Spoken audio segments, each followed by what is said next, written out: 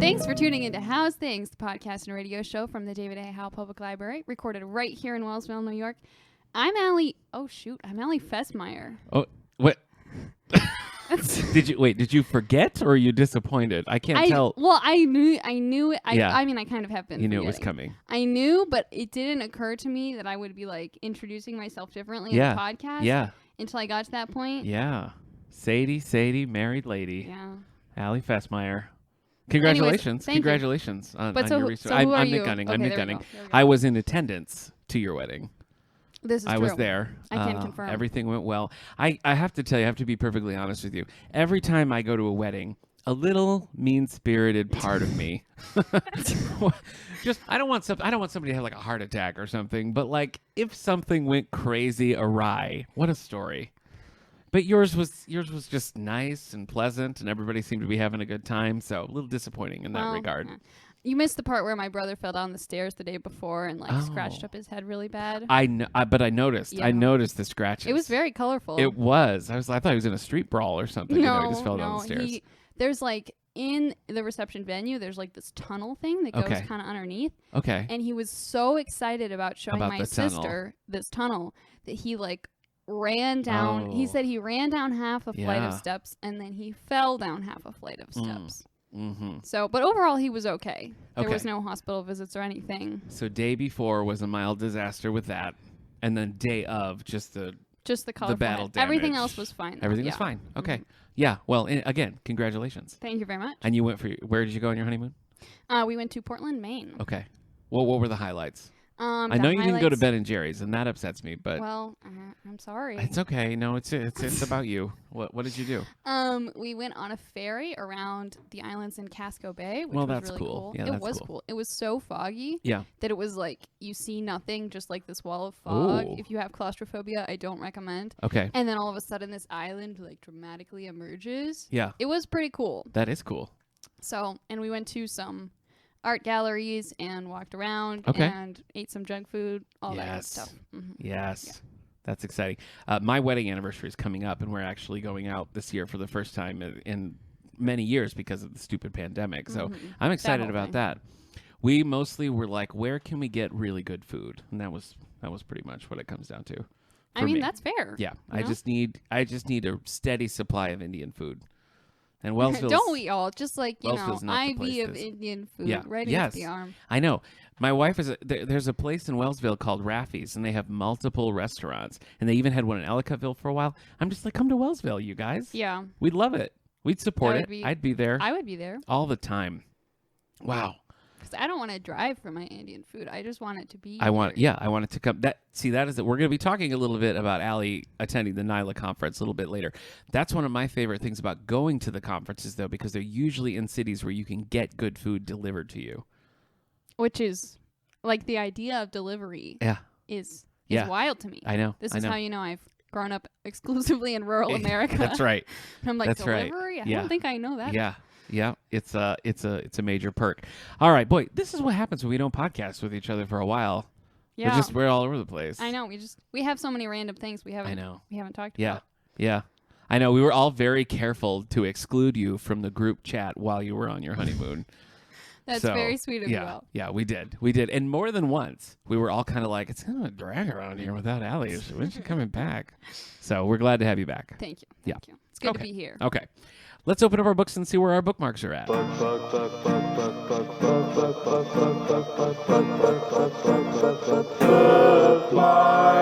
In all of this time, Allie, have you been doing reading? A little bit. Okay. A little bit. Tell me about it. I will say my rate of reading did take a noticeable dip, with wedding things. With wedding planning and then having a wedding and then a honeymoon. Yeah. Right. Although I actually had some time to read on the honeymoon. I was like, when was the last time I did this? Yeah. But so what have I been reading? I recently finished Murder for the Modern Girl, which is... It's a good title. I know, right? Like, right from the get-go, you know, it's pulling you in.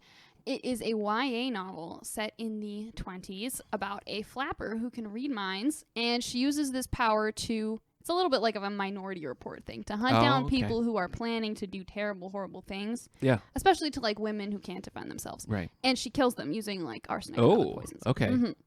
And then this guy who, by coincidence, can shapeshift is working at the morgue, and he starts to notice a pattern, and then they kind of meet, and some sparks fly, but also they're like trying to like run around the city and like fight crime and stuff. Spree, yeah. It's very exciting. I mean, it was a good time. Fight crime, but also do crime. Do crime. Okay.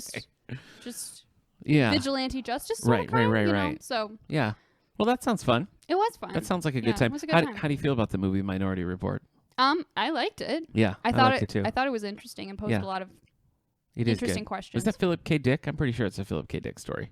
That sounds plausible, but I can't confirm. Okay.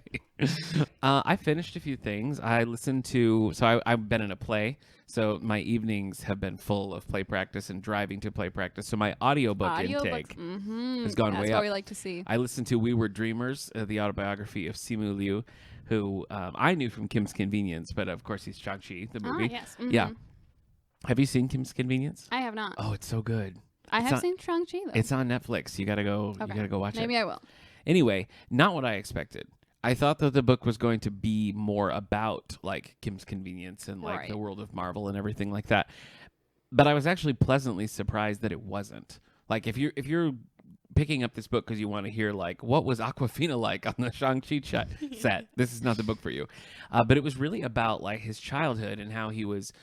First 4 years of his life, he was raised by his grandparents while his parents were over in Canada, like getting their degrees and getting a job and getting settled so that they could bring him over. And then how his life like drastically changed, you know, growing up in China those first 4 years and then basically meeting his parents at 4 and starting over there. And so it's about their relationship. He gets into a little like family history and then just talks about what it was like as, you know, an Asian man trying to break into show business in Canada and then eventually in the U.S. So really interesting stuff. And like his family history and, you know, the landscape of China at that time.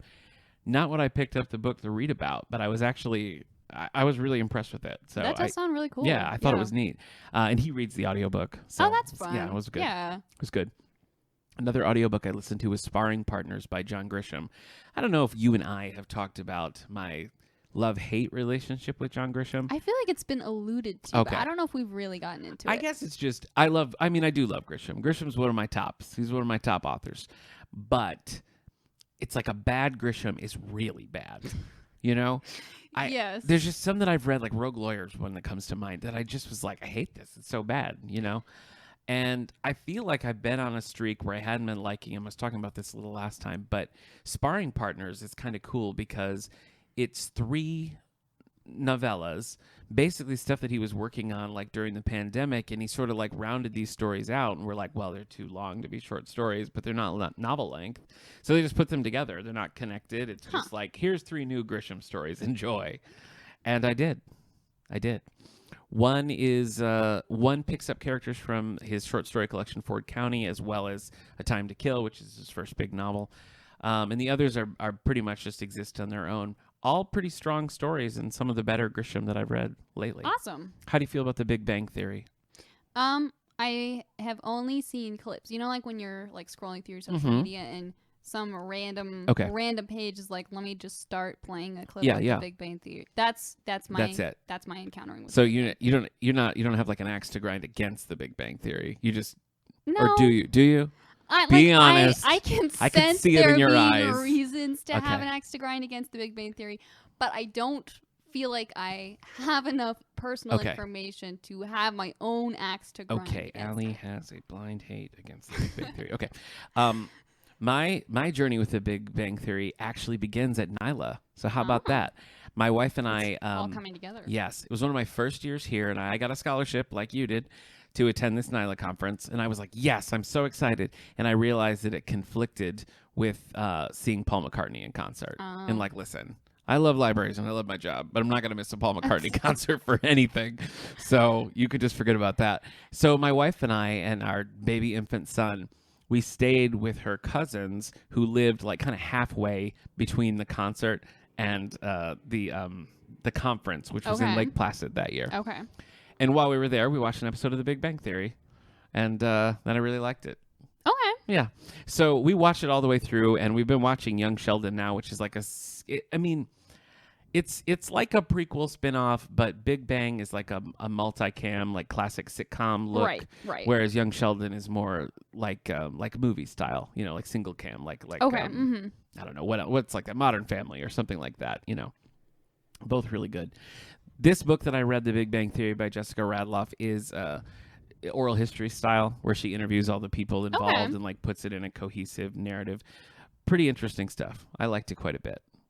Yeah, excellent. And I like the show. You might like the show. I might. Yeah. Like, see, the only thing, the only glimmer of possible axes to grind is like conversations that I've had with people where they've been like, here are some concerns I have about things about this show that are uncomfy. And I'm like, based on what I've seen, I can understand why that would be the case. Like sexist things? I think it's, yeah. I do think, and they kind of address it in the book, thinking particularly of some of the characters, like in the early, yes, I don't think that would play now. Like, I think watching it now wouldn't be as good. But it's also a show, I mean, it was on for 12 years, and it really sort of like grew into something different by the end. I feel like it was better than a lot of shows, of that time, in its ability to sort of change, as people's tolerance and understanding of issues changed. So did the show. So, I got to give it props for that. But I do understand why picking up season 1 for you right now, you'd probably be like, I don't know about this. But it's entirely possible that I could watch it and be like, I recognize those things. Yeah. But I do still enjoy It's possible. The show. We'll see. Young Sheldon is just really good. Okay. Yeah. And it just functions like a family sitcom set in the early 90s. And they have a great ensemble. And so I feel like even if you've never seen The Big Bang Theory, or if you have, an aggression towards it, Young Sheldon still would work pretty well. And you know what? We have the DVDs right here. Do you still use DVDs? Sometimes, yeah. Okay. Well, I know you still use VHS. I do, yeah. Only when I'm at my parents' house, though. Right. Of course. The Stevics, as I recall. Yes. Currently reading. Allie, I've been reading Gwenpool. Do you know who Gwenpool is? I don't think I do. Okay, so Gwenpool basically spun out of an alternate cover of a Deadpool comic. Okay. They sort of stylized a mix between Gwen Stacy, Spider-Man character Gwen Stacy, and Deadpool, just as like a joke. It's Gwenpool. And people went crazy, and they loved it. So they created this character called Gwenpool, who is not connected to Deadpool or Gwen Stacy. Okay. And just a separate, totally separate thing. And she still has kind of a Deadpool look to her. And the storyline is somehow she got pulled out of our world where you and I live. Okay. And into the Marvel universe. Ah. So she knows everything. So like she runs into Miles Morales and it's like Spider-Man. And he's like, what? That kind of thing. That would be a trip. And it's fun. It's, I've never seen a comic book that started basically as a meme succeed in the way this has, but I liked it. That does sound kind of fun. It's crossing over with Champions, which I actually put on my list back when we were talking about Ms. Marvel for the book club, because Champions by Mark Waid is a team-up book of all the sort of younger characters. So it's like Ms. Marvel, it's the Amadeus Cho, Hulk, Miles Morales, Spider-Man, and Gwenpool shows up in that eventually too. So that's my Marvel reading, and I'm reading Countdown to Pearl Harbor by Steve Tooney, because we're doing this Chronicles and Courage 4-part book club where we're looking at World War II. So we're doing some fiction and nonfiction. Me and Nikki and Kim, who's here on staff at the library, are doing that together, and it's starting in December. So we have the books available now, and I'm listening to it. It's another audiobook. But now that I'm not driving to do the Addams Family anymore, I'm going to have to pick up the book, old school. Well, or you could just do what I do and wander around the house pretending to do chores. Yeah. Yeah. Be like, oh, let me stand in front of the sink for a long time and wash like 4 dishes. Yeah. Yeah, I can do that. If I'm like folding laundry or mowing the lawn or something like that, doing dishes, yeah, I can listen to an audiobook. Yep. You watching anything good? Let's see. Am I watching anything good? I can't remember if we've talked about the whole Stranger Things situation or not. I know that we have. I don't remember if we podcasted about that. Okay. So yes, fill me in. So I've been watching Stranger Things. Yeah. Not the latest season that just came out, like 1, everyone else original, in the world. yeah. Yes. Although I finished season 1. Look at you. And season 2. Okay. This is what happens when you go on a honeymoon and you're like, it's 7 p.m. and we're too exhausted to go out and do anything else. Yep. You watch an entire season of Stranger Things. Yeah. So when Stranger Things originally came out, I, being the stubborn, ordinary teenager that I was at that point, was like, everyone likes this, therefore I'm not going to watch it. Were you a stubborn teenager? Yes. Well, I'm stubborn now. I'm just an Okay. adult. Okay. Right. That's right. As listeners may recall, I knew child Allie and fully grown adult Allie, not so much teenage Allie, but she was stubborn. She was a stubborn problem, would you say? And not necessarily a problem. Only a problem if you made a problem with her. Whoa. Whoa. Okay. Teenage Allie could hold her own. Yeah, okay. Anyway, and so I maintained that position for the last, I don't even know how many years it's been. 5? Something like that. Okay. 5, 7-ish. Something like that. I think it is longer than 5. Yeah, probably 7 or 8. And then see also how Facebook will just show you random clips of movies as you're doom scrolling, which you really shouldn't do. Yeah. And I started seeing clips of season 4, and I was like, this actually looks kind of good. Right? I think I maybe want to watch this. So that's what I've been doing. You did it. Had your husband seen it or no? Yes, he's seen all of it. Okay. So he's rewatching it with me. Okay. So, all right. And trying not to spoil things, because I'm like, what's going on? And he's like, I don't know. I don't know. Maybe Barb's fine. Okay. All right. So you're liking it. You're in season 2. You finished 2. You're moving into 3. Yes. Okay. So far, so good. I've just finished The Patient. It's an FX show with Steve Carell and Domhnall Gleeson. Do you know about this at all? It sounds kind of familiar. Okay. It's ringing a bell. Steve Carell is a therapist, and Domhnall Gleeson is his patient, who is a serial killer trying not to be a serial killer. Oh. And it escalates quickly. And it's I can see that. It's a limited series, and it's like a 20-minute thing. Like each episode is 25 minutes. Pretty strong. I feel like that's the kind of show that is just impossible to end in a satisfying way, and yet I was pretty satisfied by it.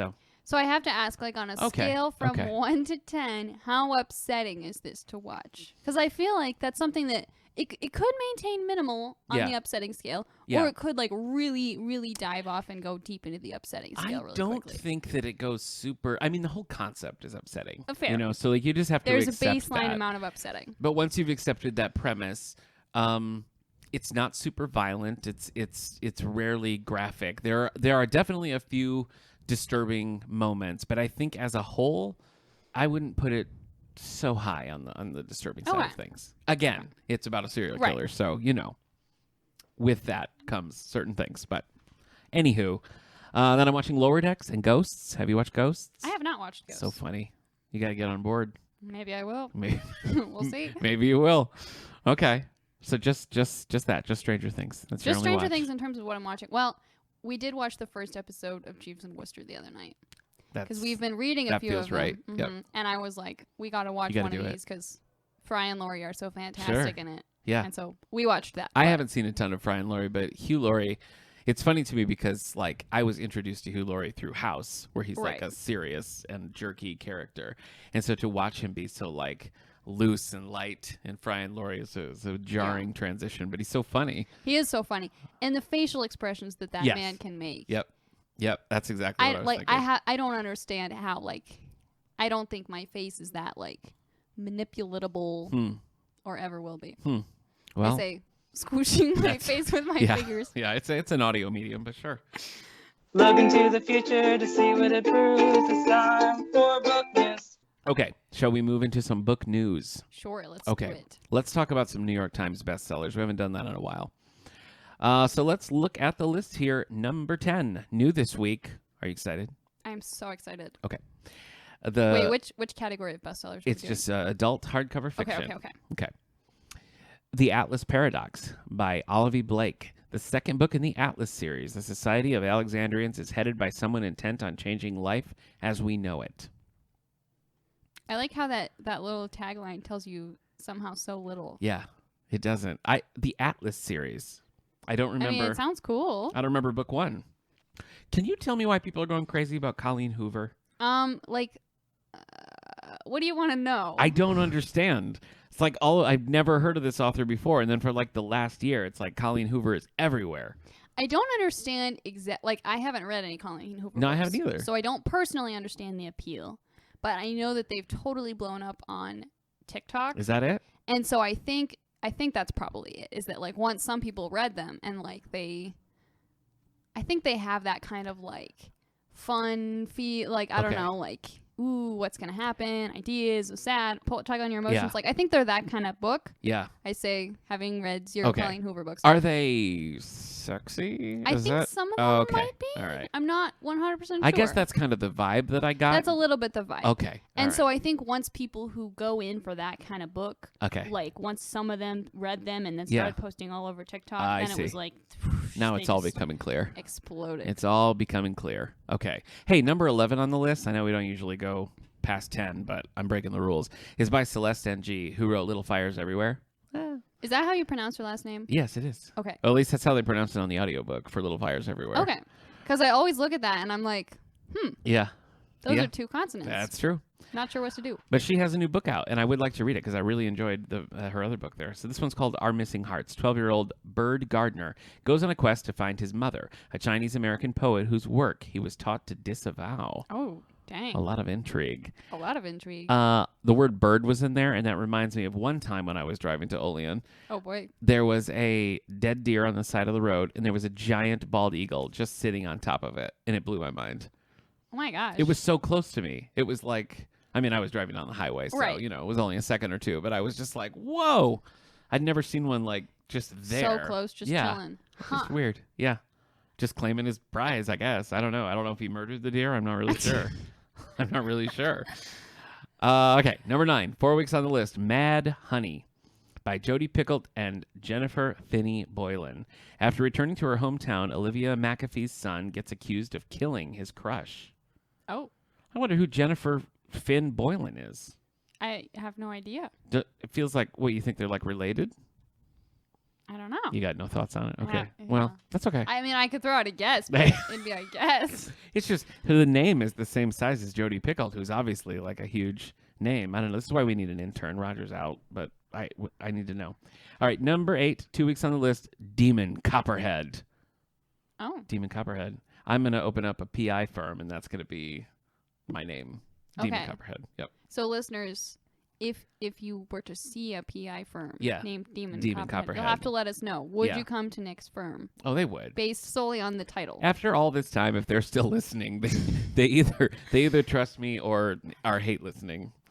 Demon Copperfield by Barbara Kingsolver. I like Barbara Kingsolver. Okay. Yeah. What have you read by her? I've read Animal Vegetable Miracle. Okay. Which is like about their whole like farming journey. I don't think I've read any of her. I don't think I've read anything else. Like Poisonwood Bible or I don't think like I've read that. any of that. Prodigal Summer is the one that I really like. Okay. I want to read more of her. I loved Animal Vegetable Miracle. My parents read it to my sister and I when I was like 7, and it really made an impression. Oh, okay. Huh. 7-year-old reading Barbara Kingsolver. That's interesting. Yeah. Well, it's all about like tomatoes and different kinds of turkeys. When Poisonwood Bible was everywhere, and I saw it, I kept seeing it on shelves, and in my mind, I just transposed the letters and was like, what kind of name is Barbara Kingslover? But I know now that that's not true. This is a reimagining of Charles Dickens' David Copperfield, set in the mountains of southern Appalachia. Oh. Have you read? So many more things make sense now. Yeah. Like the title. Demon Copperhead. Have you read David Copperfield? I have not. I just finished it recently. And how was it? What's the verdict? Well, I really liked probably the first half of the book, but it's one of those things where it's like it just keeps going. Keeps going. Mm-hmm. Yeah, it's like now we're in a new phase in his life. It's like David Copperfield keeps spinning off into a new show. So by the end, I was a little bit like, okay, like I didn't have the same exuberance. I mean, I like Dickens' writing. I just like his turn of phrase, and it's always clever. So I enjoyed it, but I did get a little fatigued with the story. And you were working on this one for quite a while, right? Yes, I was. Yes.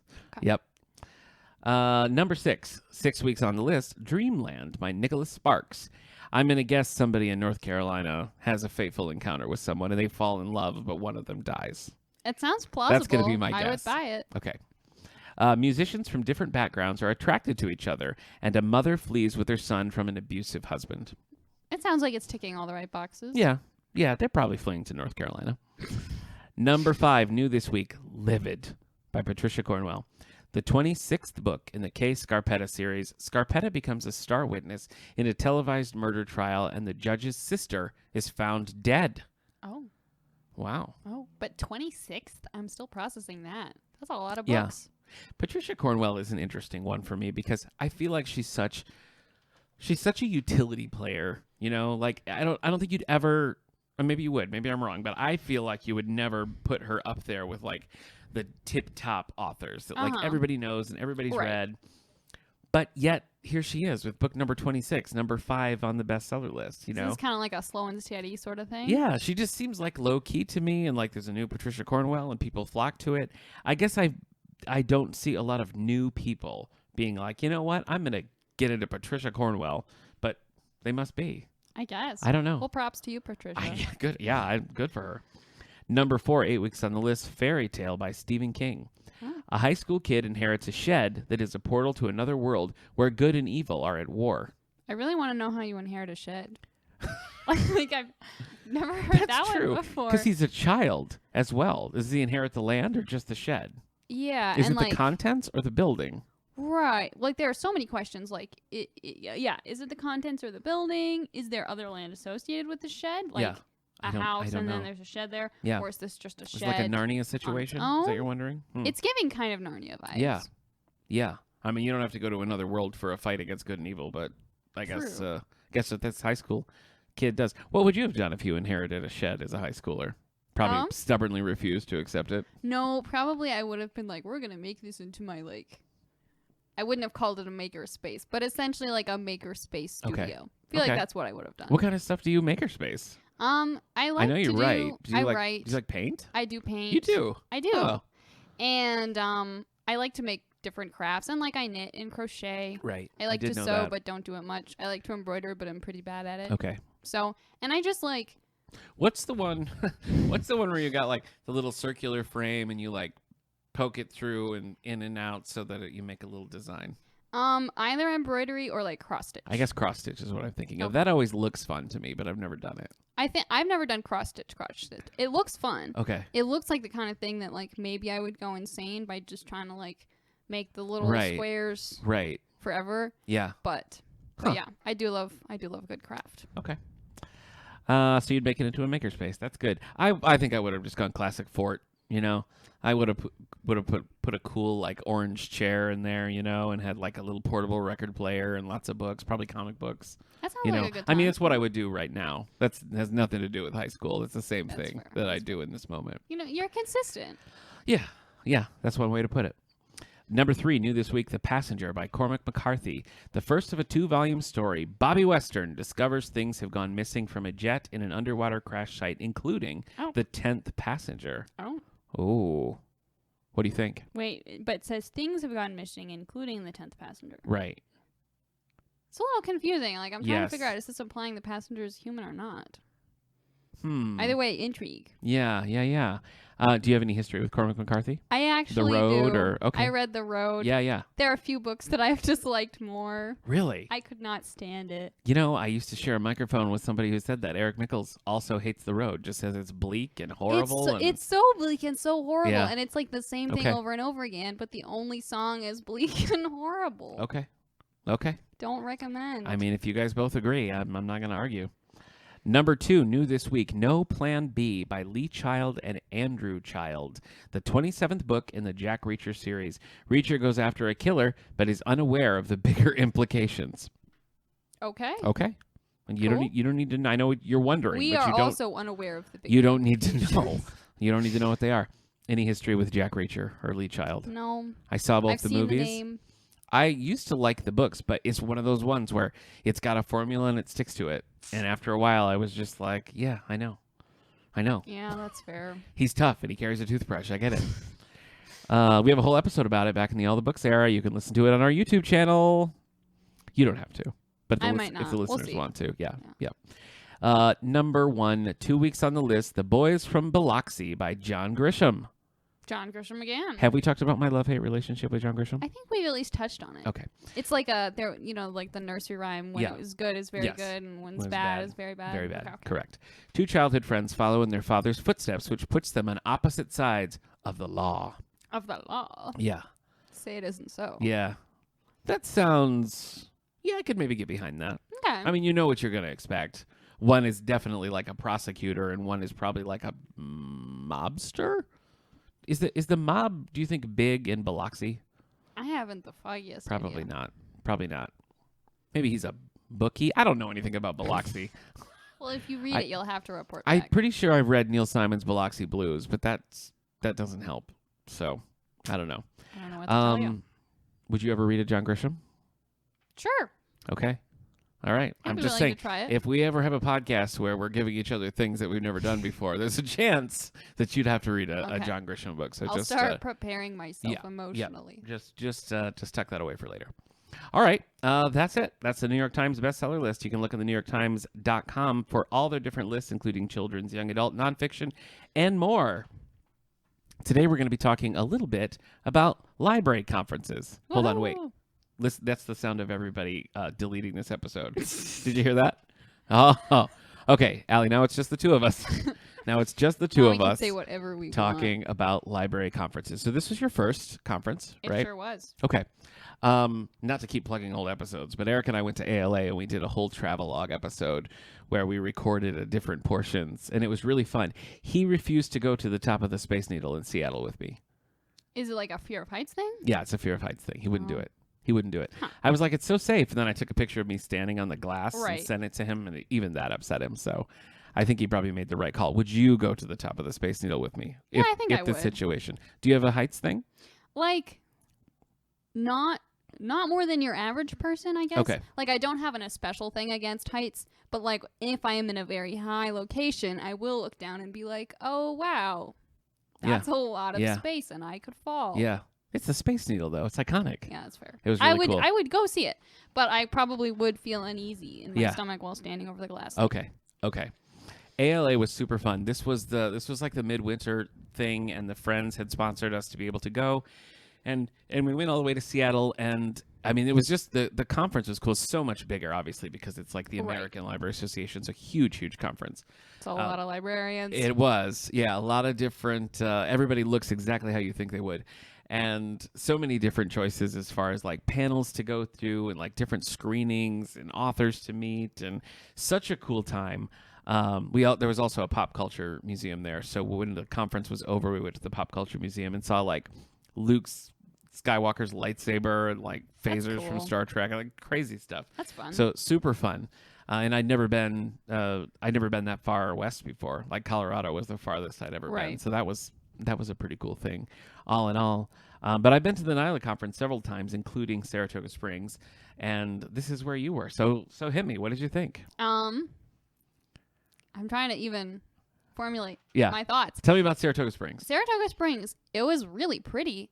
Actually, before I left, my dad told me that there was a chance I might see people dressed as though they were from Jeeves and Wooster walking down the street. Oh, okay. I did not actually, which was a little Is that a thing? I don't know this. Well, I guess since there's like the horse tracks there, and it's like kind of fancy, sometimes there's people with like that aesthetic just like hanging out. It's just how they are. Things. Okay. It's just how they are. Okay. And like, what can you do? But it was very pretty, and it was also like, it did have like an old-timey kind of fancy feel to it. Like the first day I was walking from the conference back to the hotel, and I just see this haberdashery, which I've never seen a haberdashery before. And I don't know if this is, again, I was raised in a place where delivery is a novel concept thing. Right. Or if just haberdasheries really are not that much of a thing anymore. Yeah. Leaning toward the latter, but who knows. Yeah. And so it's just like this window filled with all these like fancy colored like women's hats and everything. I really hope you bought one. I did not. Oh, they were pretty expensive. But you went in. I went in. You sampled the wares. Did you put any hats on? I was a little scared to put any of the hats on. Yeah. It was pretty intense. But there was like a flapper kind of dressed person at the like counter, like at the register. Okay. And there was like jazz music playing. It was kind of cool. That is cool. Did you go in the coffee shop I told you to go to? I did not. Allie. That was your one assignment. I said, go to that coffee shop. It's okay. Uncommon Grounds. It's okay. It's a great coffee shop, though. I know you don't like coffee. I don't, except for certain coffees. Turkish coffee. Yeah. But the baked goods. How about the bookstore? Did you hit up the bookstore?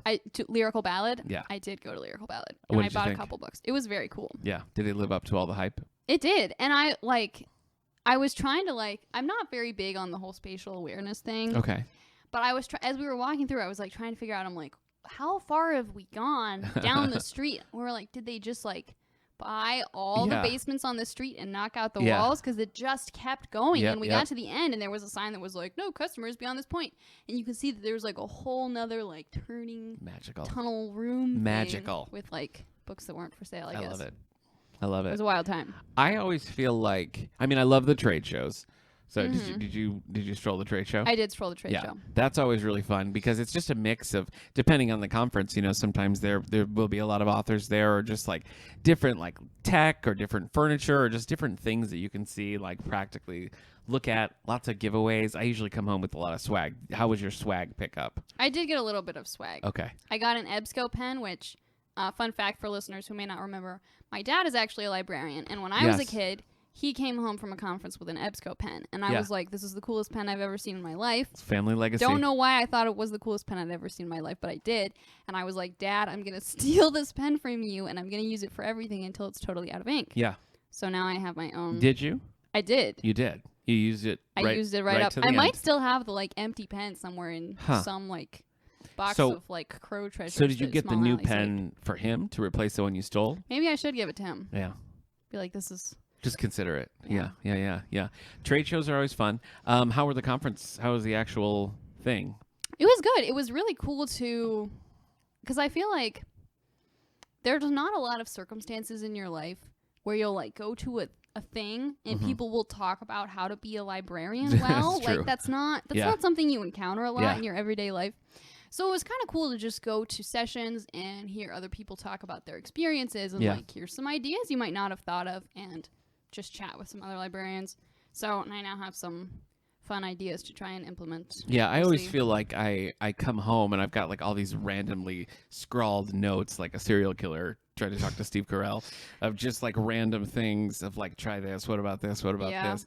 But I think you're right. I think the thing that's most helpful to me is not even like the tangible, practical things that you come home with, but just the concept of like, you look around and all the people you see sort of like understand your job. It was a little weird actually to look around and be like, all these people know what it's like to be a librarian. Yeah, oh my exactly. gosh. Yeah. And it's not to say that like, a big urban library is going to have the exact same like struggles and goals as, we do here in Wellsville, but the core concepts are the same, and there's certain things that we all just kind of like. And I feel like, especially like as a library director, it's nice to be with other people who understand like the specific stress is too strong a word, but like there's there are stresses involved, but you know what I mean, the specific like responsibilities.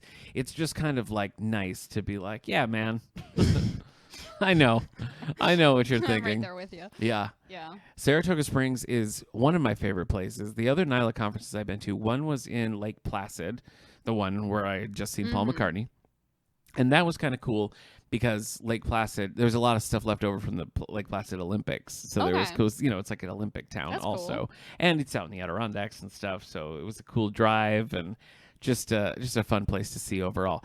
The worst that I've ever been to was in Rochester. This is not a knock against Rochester. This sounds like a knock against because I've had some good times a personal in Rochester. But the place where the hotel was at was just like right in a...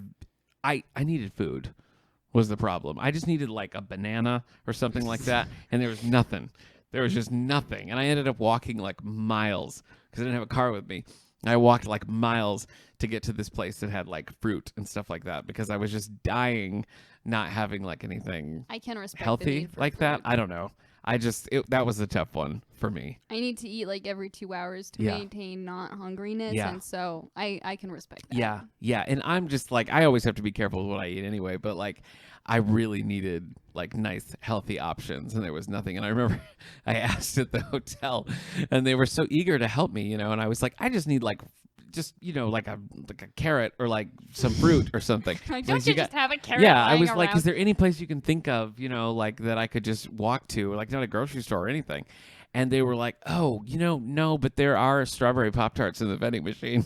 And I was like, thank you. You tried. Thank you. I appreciate the effort, but that was not what I was looking for. I do feel like it can be really hard to eat healthy food anytime you're like traveling. Yes. If you're like road tripping, it's so much easier to be like, oh, look, McDonald's. I know. Than to be like, oh, look, a random grocery store. Yeah. Let me drive in and just crunch on a rock carrot. Yes, that's right.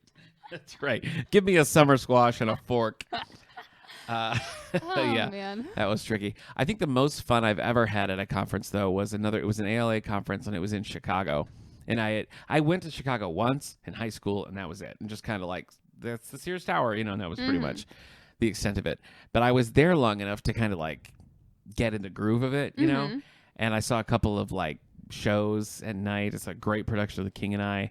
And the conference was super cool. The presenters and the guest speakers and everything was really neat. But I just had such a fun time at that. And again, it just kind of comes back to that camaraderie and just the sense of like, we're all in this together, which I usually don't go for. But something about these, I'm just kind of like, something about library conferences bring out the High School Musical in you. Is that what you're saying? They do. Yeah. Yeah. So I do appreciate going. What's your big takeaway? What do you think? Like, what was the most helpful part of going to this conference? I don't know if this necessarily counts as the most helpful part, but I went to this session on how to create a seed library. Oh, yeah. And which is something that I had loosely been aware of. Yeah. But like knew zero details about. But I was like, that sounds really cool. Yeah. And I was like, but I know nothing about this. And I at first was planning to not go to that session because there was another one at the same time that I was like, this is probably more like actually applicable to things I should know for my job. And that one was canceled. And so I was like, I get to have fun and go to the seed library. Yes. So listeners, if you're interested in a seed library here at the David A. Howe Library, let us know. Yeah, I'd be down for that. We've talked about it in the really past. cool. I know like Cohocton has a pretty good seed library, and I know there's a bunch of others around the system. But yeah, I think that would be a really cool idea. And the presenters did a great job being like, here a broad kind of like picture of like how you should be planning to do this, and here's a lot of really important details about just like the nitty gritty of like seeds, etc., that you need to know. And I was like scribbling down notes, also like a serial killer. And so that was really helpful. Okay. So now I feel equipped to possibly actually have a seed library. Yeah. That's super cool. Yeah, I don't go like every year, but I feel like, every other year or, something like that. I do think it's really valuable and really helpful to go. Not just because of the swag, but I do like swag. I mean, who doesn't like swag? swag? I'm not going to lie. I've got some really cool like advanced reader copies of books that I ended up loving, like Daisy Jones and the Six was one, and some graphic novels and things. So I'm always a sucker for like, you're getting this early, It is a good feeling. Did you pick up any reader copies? Any early books? I did not pick up any reader Nothing. copies. Is it because you just recently melded two households together into one apartment? Well, possibly. Okay. And we do have a lot of books. Yeah. Like we have room to get maybe 10 more books, Okay. and then the bookshelves will be at totally max capacity. Okay. So It's this last summer when it was like the community yard sales, I went through and pulled a lot of books and put out on a book sale. It was like the first time in my life that I'd done it, and it was okay. I survived. I got rid of some Grisham books I hate. So hey, I mean, if it works, it works. Yep. That's right. Yeah. I really don't like getting rid of books, even if I know that I am realistically not going to read them often enough to like justify actually owning the book. So, but that's probably something I should try and work on. We also have quite a few duplicate books because we took a lot of the same classes in college. And it's like, and then I don't know how, but like I had a copy of Beowulf. He had a copy of Beowulf. Somehow we have like 3 or 4 copies of Beowulf. It's more than 2. Okay. I don't understand why. Okay. Do either one of you particularly like the story of Beowulf? I mean, it's great. Like, we both read it in college. Yeah. But I don't understand how we ended up with, you like, picked 3. up extras. Yeah. Sure. Okay. Yeah. Yeah, that's a weird and unique problem to have. I used to, like, when I saw a book I wanted to read, would often, like, buy it, the thrift store or whatever. I'm like, I want to read this sometime. And I've now been pretty disciplined about, like, I don't buy a book unless I'm, like, going to open it when I get home, and that's helped quite a lot. That's helped so our house doesn't collapse under the weight of books. Well, and, like, I don't come from a big book buying family because our principal was always like, we get it from the library unless it's something we know we will want to read again and again. Yeah. Which, like, when library life is in the blood makes a certain amount of sense. But I do get where you eventually went with that, but I was like, your principal like at a school. Oh. I was a little confused. But I forget PLE. that kind of principal's a thing because, I was homeschooled. So. Well, snarkily in my head, I was like, wasn't your mom your principal? I mean, I guess. But But I am a sucker for like free tables where it's just like, sure. grab whatever book Yeah. you want. And I'm Yeah. like, Well, I'm that's going to do that. NYLA trade show. Lots of free tables. Yeah. And I was you a little resisted. overwhelmed by all the Oh. like people and noise. Yeah. And so. Is it sometimes I still get a little weird about like masklessness. Yeah. Even though I don't do that, but I guess I just have a little bit more, like, I wouldn't say it's a level of like anxiety, but sometimes I'm just kind of like, I don't It's know. like a if weird I really... feeling will come over you and you're Yeah. like, should I be wearing my mask? Yeah. Yeah. Yeah. People are gross. What are you going to do? People are gross. People have germs. People are gross. Yeah. But being around gross people, like a contained amount, grows your immune system. Huh. That's a good way to look at it. So you have to do this calculus of, do I wear a mask or wash my hands a ton or wipe down counters a ton or whatever it is and get rid of the germs that are in this space and protect myself? Mm-hmm. Or do I take the calculated risk of this is going to give me a better immune system in the long run? Yep. And I don't know what to do with that. Well, I try to lick a door handle in public. Just not every day, but most days. Most days. Just to try to stay up on it because I want that strong immune system. I mean, who doesn't? They say if you have a cat, that improves your immune system. Really? So what if it's just an indoor cat? I think it does. Like, the cats are kind of gross, if we're being honest. Okay. So David A. Meow is helping us all out here at the library. Okay. We had a board meeting this morning, and David A. Meow burst into it. Oh, yeah. And the board is always so delighted when that happens. They're all kind of like, is he coming? Where's he coming? Like, when it doesn't happen. Yeah. So it was a positive experience. And I guess we helped boost the board's immune system this morning. Yes, absolutely. So Did he have really anything good to service. contribute to the meeting? Any ideas? No, but I had to stop and go tss, tss, a couple of times because he was on one of the chairs with his little claws. He does like to do that. You know, it broke up some of the conversation. So do with that what you will. Okay. Well, you ever going to go to a conference again? I would be down, yeah. Okay. What is the best thing you ate while at this conference? What is the best thing I ate while at this conference? So my husband and I went to this bakery, which we were, at first it was like, oh, cafe and bakery. And we were like, okay. And it's like Sweet Mamie's. Yeah. And we get inside and realize it's like pretty fancy and like legit. Like it's like a legit restaurant. So we had breakfast there and I had lemon ricotta pancakes. Oh, wait. Did you say ricotta? Yes. Like the cheese? Yes. I hate ricotta. You don't know it's there. It's like baked into it. You wouldn't know. You wouldn't know. Okay, I can guarantee. All right. You would not know. And it just like makes them fluffy. Okay. So it's like fluffy lemon pancakes. Does it make them taste like a calzone? No. Okay. Not at all. All right. All right. I don't mean to judge. And lemon ricotta. They brought it to me with like this plate just like covered in fresh blueberries. See? That's what I'm talking about, Rochester. Just give me some fresh fruit. I was like, this is a little on the pricier side. And then it came and I saw how many blueberries on it. And I was like, well, no wonder. Yeah. If you have to buy these blueberries from the grocery store. Yeah. And that was just for you. Think of how many blueberries they had in the bag. I know. Oh, my gosh. Honestly, wow. Okay. I'm impressed that they're able to get blueberries lemon in ricotta that supply. But it was very good. How long do you think it will take you to not feel weird about saying my husband? Probably a few months at least. I could see it in your eyes. Yeah. And I remember that feeling too. I remember being like, oh, can I have one for my wife? You know. This person who goes with me. We're recently married. Yeah. So I understand that. All right. You all moved in. You're all settled in. I'm all moved in. To the new digs. Okay. I still have like random boxes of stuff that I haven't unpacked, but none of them are too obtrusive. Yeah. So it's fine. Sad to leave your first apartment? A little bit. Yeah. It was a nice place. Lots of pretty windows. Yeah. So it was a good place to be. But yes, now I'm even closer to the library. And you got a great window. And I have this really cool wraparound window thing. Very cool. Which we just like hung Christmas lights all around it, like over the top. Too early. It's not Christmas lights for Christmas. It's Christmas lights for like lights. Okay. All right. Then that's okay. That's okay. Yeah. I saw people like the day after Halloween, like breaking out Christmas lights. I know. Well, I walked by a business the other day and I like looked in the store window and there was like a whole Christmas tree and like all these like boughs of like holly and like snowflake things. And I was just like, ha! I can't abide that. No. That being said, the Lions are putting up the Christmas trees out front on November 12th. So I guess, what a great segue. I can't complain too much. Okay. Well, I'm glad your first conference was a success. Me too. Okay. Luckily, and I didn't even get too lost, like looking for things. Oh yeah. I got there the first day and I was like, where do I even go in? Yeah. But I found it. Okay. Good for you. Yeah. Good for you. Okay. Next, we got to talk about dinosaurs because it's Dino-Vember here at the library. You got any dinosaur stories we can read and talk about for next time? Maybe. I'll have to think about it. You think about that. You give it some thought.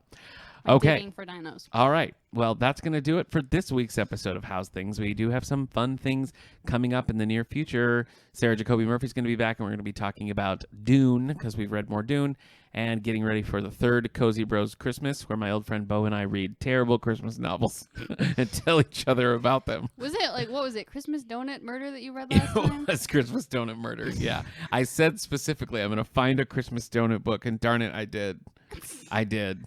All right. Allie, congratulations on everything. Thank you. Thanks for podcasting with me. We'll see you next week, everybody.